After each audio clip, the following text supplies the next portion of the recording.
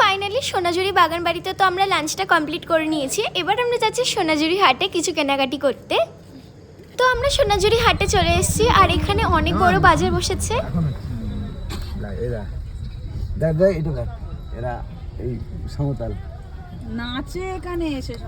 তো এখানে আমরা গাড়িটা পার্কিং করে নিয়েছি। তো এবার আমরা যাব। কোথায় যাচ্ছ মা? এই সোনাঝুরির হাটে যাচ্ছি। কি কিনবে? কিনবো জানি না, গিয়ে দেখছি। বক্তব্য আছে? তোমার কিছু কেনার আছে? না, কিছু কেনার নেই।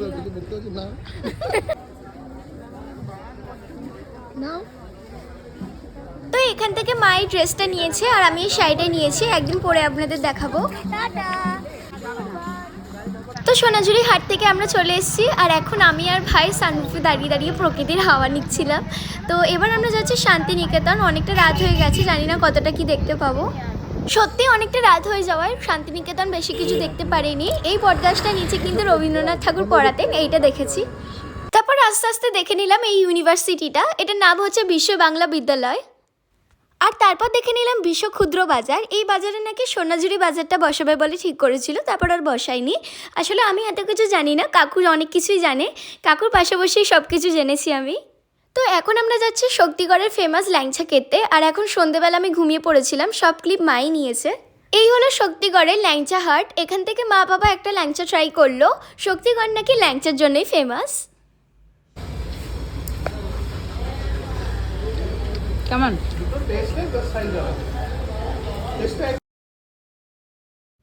তো এখান থেকে ল্যাংচা কিনে ভাইকে মিহিদানা আর সীতাভোগ খাইয়ে আমরা বেরিয়ে গেছিলাম।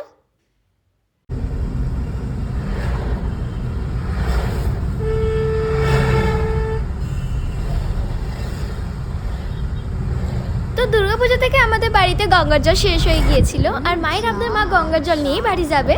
তো এখন বাজে ঘড়িতে রাত 10টা আর এখন আমরা যাচ্ছি দক্ষিণেশ্বর। ওই যে দূর থেকে দক্ষিণেশ্বর দেখা যাচ্ছে।